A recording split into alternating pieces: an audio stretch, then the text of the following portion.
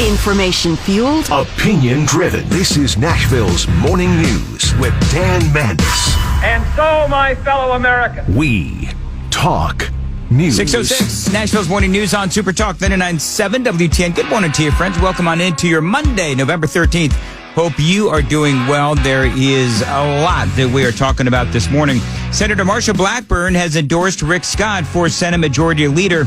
The senator will be joining us for a very quick and brief conversation. They wanted to make sure that I knew that I was crystal clear that this conversation will last 5 minutes. So that's what we got, 5 minutes. I've got a few questions to ask the senator. But again, coming out and saying she does endorse Rick Scott for Senate Majority Leader there's no other way to say it. I think that WTN Nation and Tennesseans, by and large, they wanted somebody in there, Rick Scott, they wanted somebody in there who would be seen as a Trump loyalist as opposed to John Cornyn or John Thune.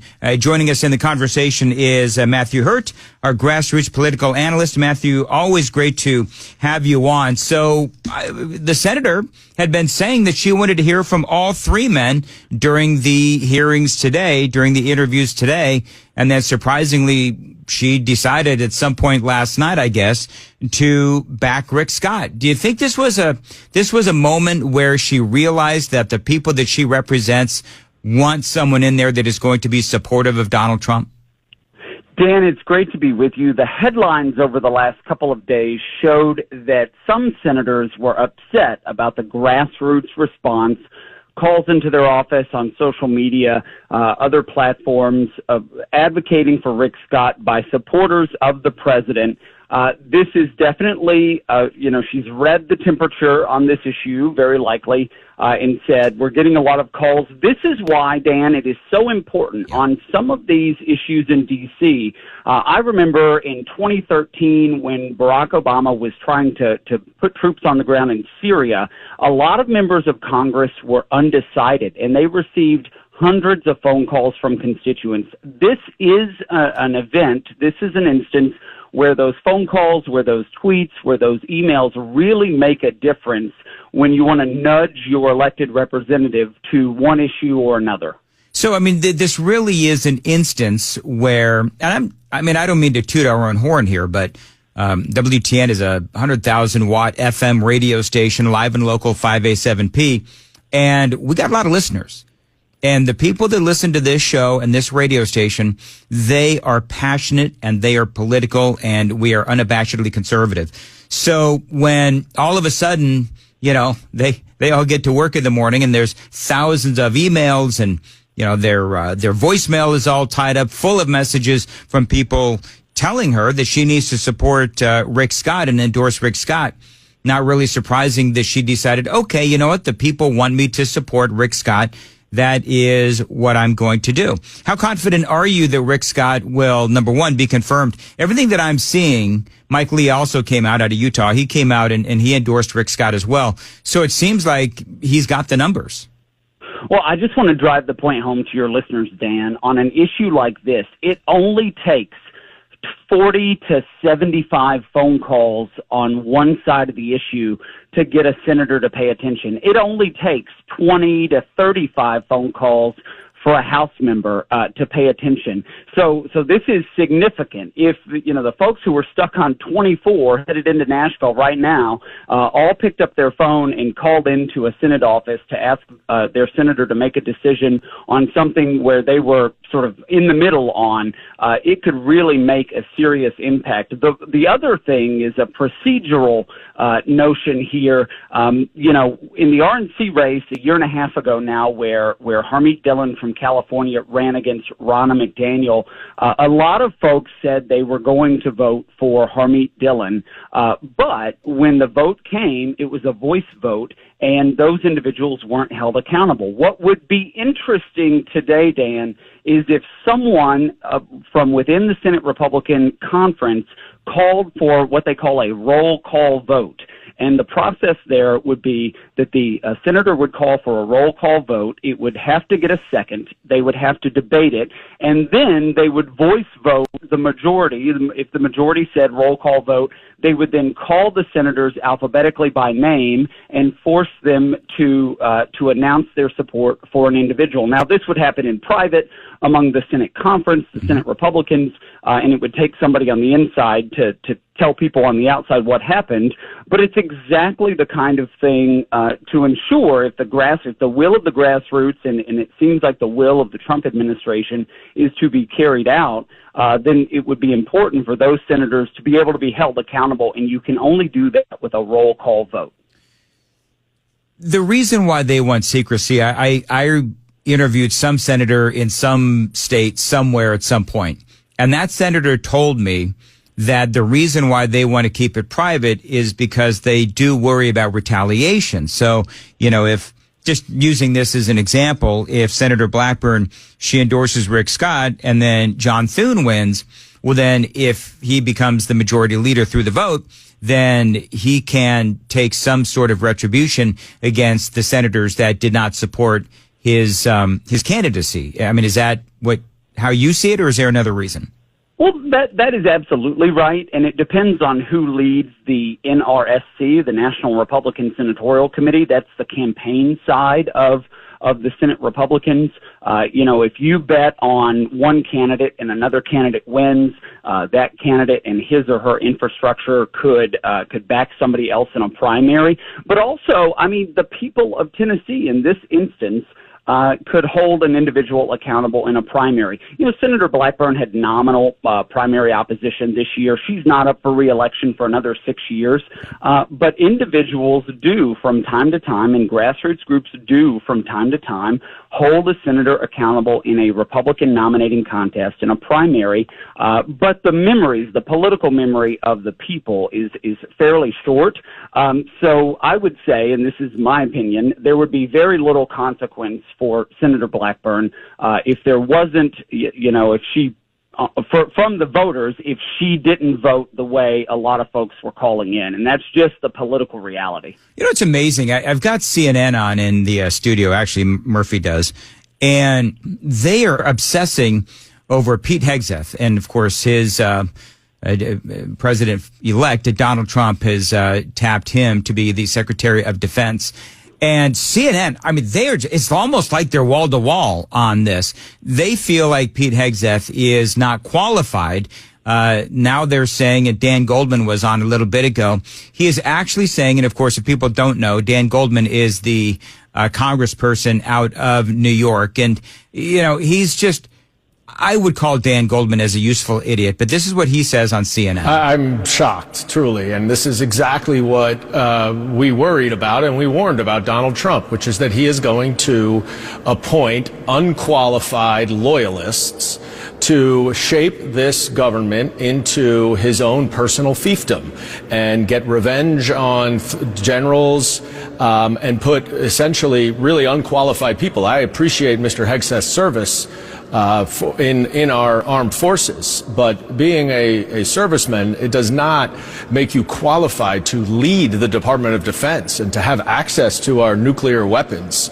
I'm very disturbed by this, and I'm very concerned about what it demonstrates about Donald Trump's priorities, which now seem to be coming true, as many of us warned. So, that is just one example. I've got like 4 sound bites of Dan Goldman. All right, so Matthew, let me ask you about Pete Hegseth, and the left is, of course, freaking out about all of this. This is a guy who, of course, he has 2 Bronze Stars, but he was a squadron leader in Iraq. He served in Afghanistan. He was also at Gitmo. He's been a veteran advocate for years, and he also graduated from Princeton and Harvard. He's got a master's degree in public policy. I don't know. Listen, I don't know these things, but it seems like what they're really worried about is that he's not part of the big military apparatus that is Washington, D.C. U.S. Army Major Pete Hegseth, you're right, 2 Bronze Stars, a veteran of the Iraq War and the war in Afghanistan, the global war on terror, which is what America has been fighting for the last 20 years.